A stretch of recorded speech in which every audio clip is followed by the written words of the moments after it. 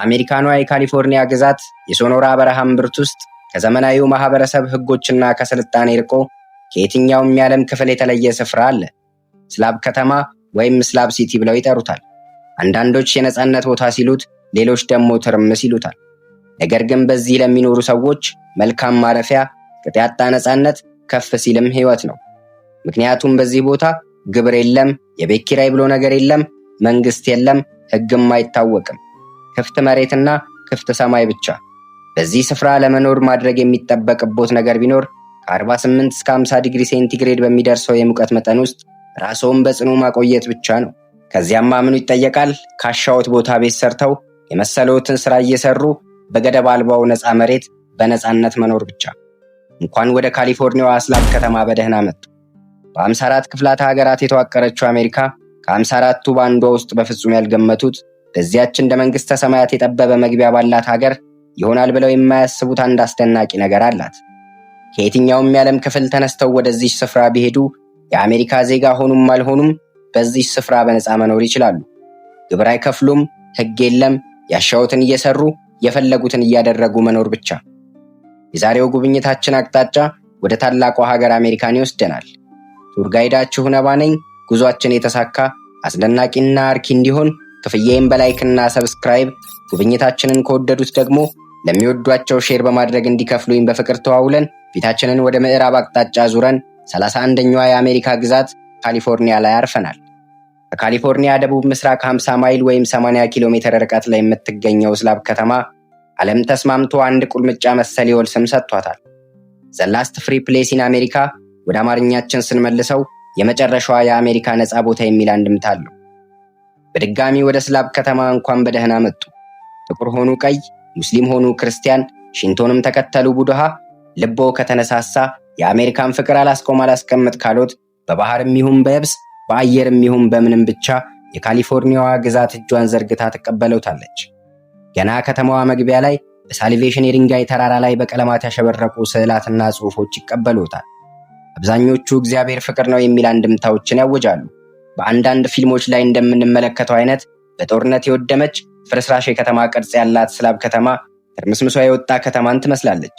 ነገር ግን ህይወት በዚህ በፈጠራና በጽናት የተሞላ ነው። በስላብ ከተማ ምንም አይነት የኤሌክትሪክ መሰረተ ልማት የለም። በሀገሮ አሊያም በሌላ ሀገር እንደለመዱት ስልኬ ቻርጅ ዘጋ፣ ልብሴ መተኮስ አለበት ወይም ቀዝቃዛ የፍሪጅ ውሃ አማረኝ ቢሉ አምሮቶ ህልም ብቻ ሆኖ ይቀራል እንጂ በዚህ የሚሰኩትም ሆነ የሚነቅሉት የኤሌክትሪክ ኃይል መስመር የለም። ነገር ግን ከፀሐይ ኃይል ወይም ሶላር የሚገኝን የኤሌክትሪክ ኃይል መጠቀም ይችላሉ። ሌላው የመጠጥ ውሃ ማግኘት የማይታሰብ ነው።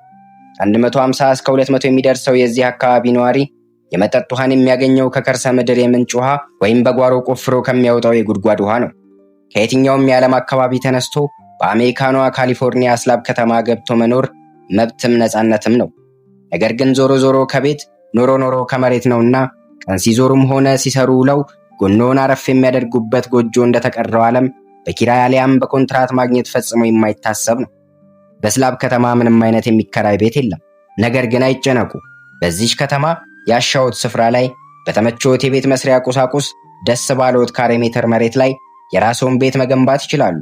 ምን ይሄ ብቻ የፀሐይዋ ዑደት ርቆኛል፣ ስትወጣ ሙቀቷ፣ ስትገባ ድምቀቷ አልታየኝም ቢሉ የሰሩትን ቤት ጥለው እልፍ ብለው ከአንዱ ነፃ መሬት ሌላ ቤት ገንብተው መኖር ይችላሉ።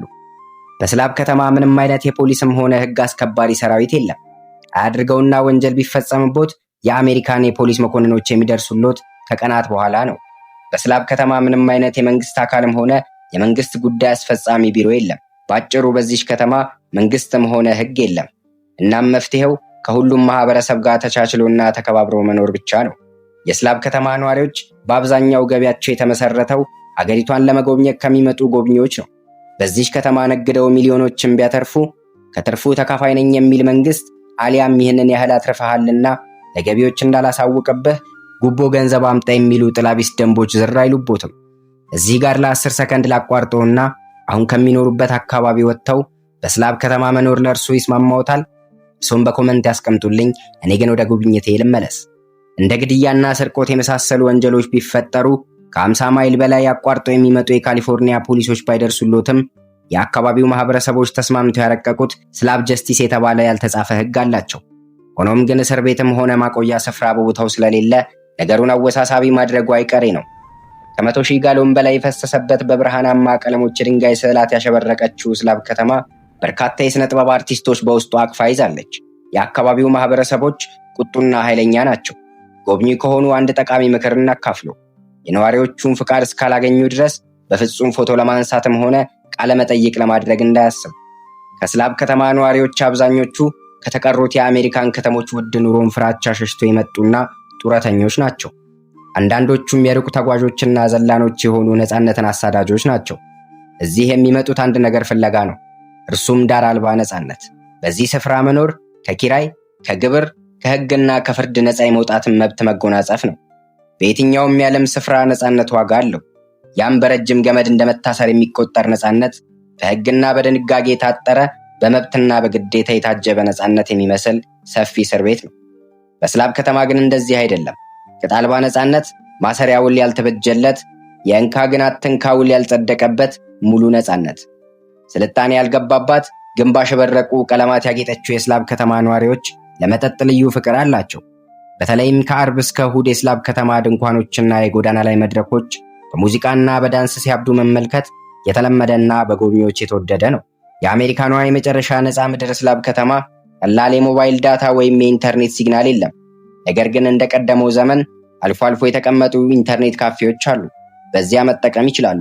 በግል ስልክዎ ግን የማይታሰብ ነው። ብዙዎች በዚያ መኖር አደገኛና አሳሳቢ ያደርጉታል። ነገር ግን የአካባቢው ማህበረሰቦች ይህን አይቀበሉትም። እንደነሱ አባባል ከሆነ በዚህ አካባቢ መኖር ምንም የተለየ ነገር የለውም። ጥሩ ተግባቢና ከነገሮች ጋር ቶሎ መላመድ የሚችሉ ከሆነ አሳሪ ከሆነው የዓለም ሕግ ነፃ ሆነው የሚኖርባት ከተማ ነች። ነገር ግን ፈሪ፣ መንቻካ እንዲሁም በነገሮች ሁሉ አማራሪ ከሆኑ ለእርሶ በስላብ ከተማ መኖር አደገኛና አስቸጋሪ ይሆንቦታልና ጥጎትን የያዙ ይሎታል። የስላብ ከተማ ወደ ውስጧ ሲዘልቁ በተረምስ ውስጥ እንደምትዋኝ ጀልባ ሆነ ያገኟታል። የአካባቢው ሰዎች አንድ አባባል አላቸው። ብዙ ላይኖረን ይችላል፣ ነገር ግን ነፃ ህዝቦች ነን፣ ያም ደግሞ በቂያችን ነው ይላሉ።